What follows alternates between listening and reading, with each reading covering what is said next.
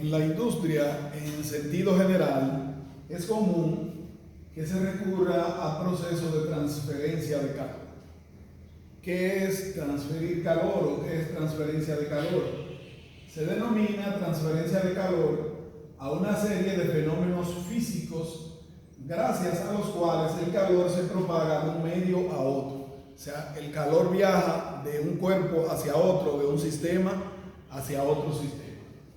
Para que haya transferencia de calor, si hacemos una comparación entre dos cuerpos o dos sistemas, el sistema 1 y el sistema 2, hay dos posibilidades: que el calor viaje de 1 a 2 o que el calor viaje de 2 a 1. ¿Qué provoca cada una de estas situaciones? El calor viajará del sistema 1 al sistema 2 siempre que la temperatura de 1 sea mayor que la temperatura de 2. Por el contrario, el calor viajará del sistema 2 al sistema 1 siempre que la temperatura 2 sea mayor que la temperatura 1. O sea que la temperatura es el medio que impulsa hacia dónde se mueve el calor. Entiéndase que el calor no es una cantidad de energía estática, sino que es dinámica y se mantiene en continuo movimiento. Entonces, hay dos tipos de calor básico que nosotros queremos destacar aquí. Es el llamado calor sensible. Todo calor que se aplique en un cuerpo o calor extraído de un cuerpo y que genere cambios en su temperatura se le denomina calor sensible y se determina por medio de esta ecuación. Entonces, el calor que se emite a un sistema o que se extrae a un sistema se determina multiplicando la masa por el calor específico y por la variación de temperatura que haya generado ese cambio. Así que el cambio de temperatura se puede determinar como la temperatura final menos la inicial o la temperatura inicial menos la temperatura final. Siempre es recomendable que utilicemos la primera para procesos de calentamiento y la segunda para procesos de enfriamiento, porque si estamos calentando, la temperatura final siempre será mayor que la inicial. Por consiguiente, tendríamos un gradiente de temperatura con signo positivo. Por el contrario, si estamos enfriando, quiere decir que la temperatura disminuye. En este caso, la inicial sería mayor que la final y también obtendríamos un gradiente de temperatura positivo, lo cual es bueno para manejarnos con la menor complejidad referente a la presencia de signos negativos en los procesos de calor. Por otra parte, el calor latente produce cambios de estado. Si vemos ambas ecuaciones, en ninguna aparece temperatura. La temperatura permanece constante cuando se está produciendo un cambio de estado. Básicamente aquí destacamos estos dos cambios de estado: la fusión y la vaporización. Así que tenemos aquí que el calor de fusión se determina multiplicando la masa por la entalpía de fusión. O sea que sería ese cambio de entalpía es la cantidad de energía que estaría entrando al sistema. Lo mismo que aquí, la entalpía de vaporización, el calor de vaporización es la masa multiplicado por la entalpía de vaporización. Así que sería también la energía que estaría entrando al sistema. En ambos casos, M es la masa del sistema, Q es el calor y delta H puede ser entalpía de fusión o entalpía de vaporización. Vamos a ver dos ejercicios referentes al tema y cómo nos manejamos con las diferentes incógnitas que aparezcan en el mismo. Veamos.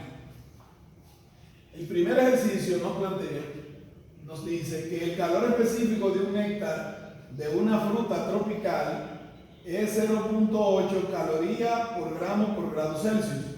Ese es el valor del calor específico.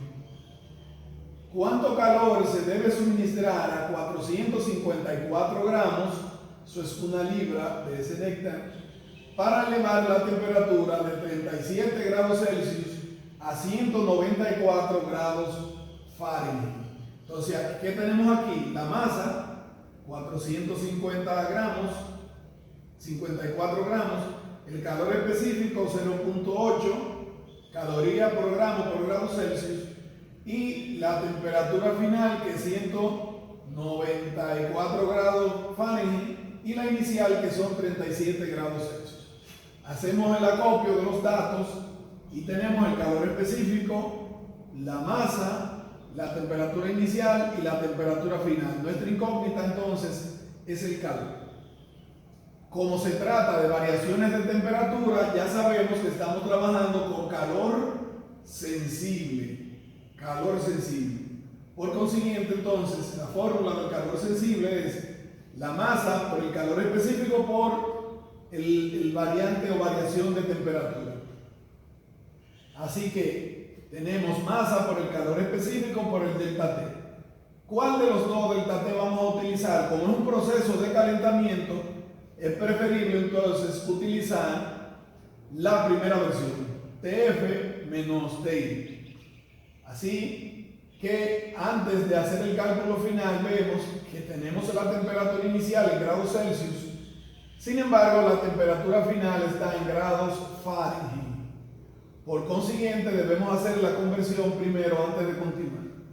Como tenemos que los grados Fahrenheit se obtienen multiplicando 1.8 por los grados Celsius más 32, si despejamos de aquí los grados Celsius, el 32 que está sumando pasa a restar y el 1.8 que le está multiplicando pasa a dividir. Así que los grados Celsius es igual a los Fahrenheit menos 32 y ese resultado lo dividimos entre 1.8.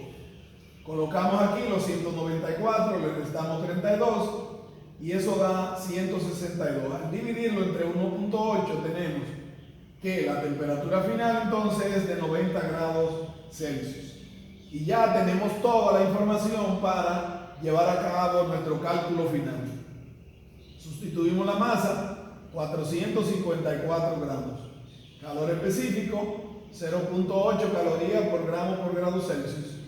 Y temperatura final 90, inicial 37. Eliminamos grados Celsius con grados Celsius, gramo con gramo, y obtenemos que para llevar la temperatura de 37 a 194 grados Fahrenheit a 454 gramos de ese néctar, se requerirían 19.249.6 calorías. Como podemos ver, en este primer planteamiento se nos pide calcular el calor. Puede ser proceso de enfriamiento o puede ser proceso de calentamiento. Tenemos un segundo ejercicio para verlo inmediatamente comparado con el primero, en donde las incógnitas pueden ser otro de los componentes de la ecuación. Aquí en el primero era el calor, pero incógnita puede ser temperatura final o temperatura inicial. También incógnita puede ser el calor específico. Vamos a ver este segundo ejercicio que nos plantea, que nos pide.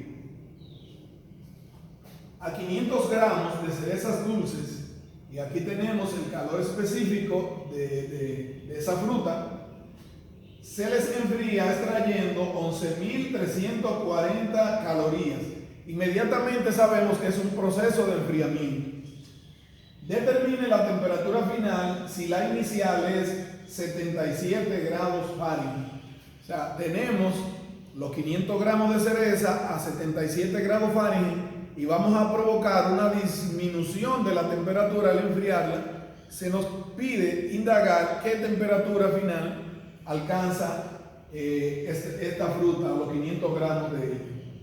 Hacemos el acopio de los datos, la masa 500 gramos, calor específico, el calor que se ha extraído 11.340 calorías y la temperatura inicial. ¿Cuál es nuestra incógnita? La temperatura final.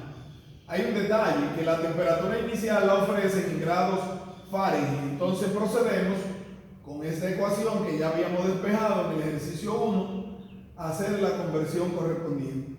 Sustituimos los Fahrenheit, le restamos 32 y eso lo dividimos entre 1.8. Así que la temperatura inicial, que estaba expresada como 77 grados Fahrenheit, sabemos ahora que son 25 grados Celsius. Procedemos con los cálculos. Como es un proceso de enfriamiento, utilizamos la segunda versión del delta T. inicial menos final, porque la temperatura iría disminuyendo y la inicial es mayor que la final, como veremos finalmente en los cálculos.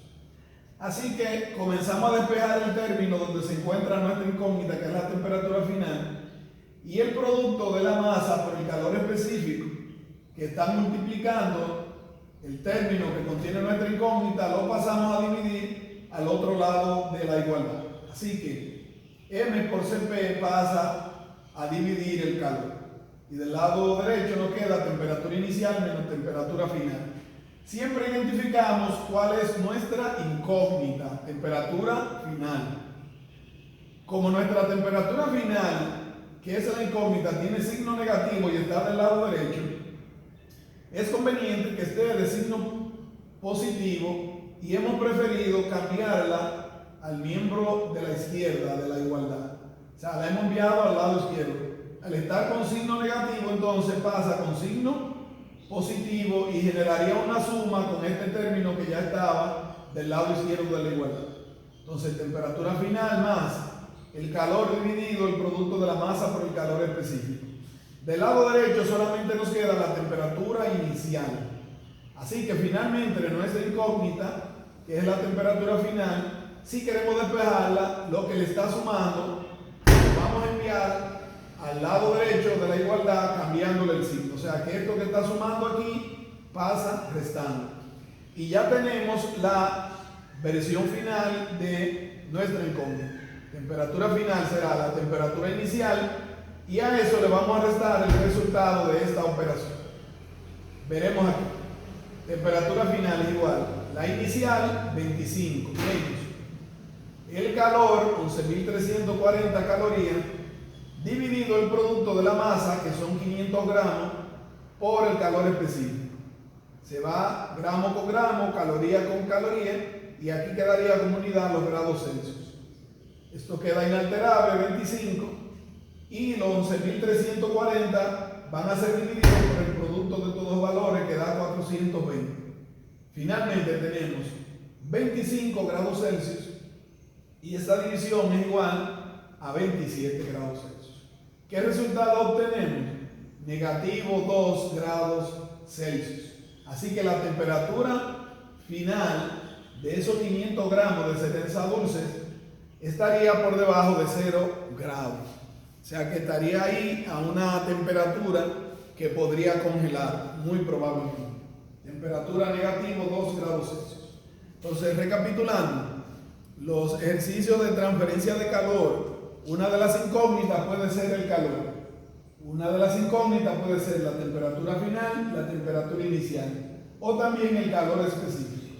Así que tomar ejercicios de cada uno de ellos, plantearse a cada una de estas posibles variables como incógnita, resolverlo para aumentar el dominio referente al tema.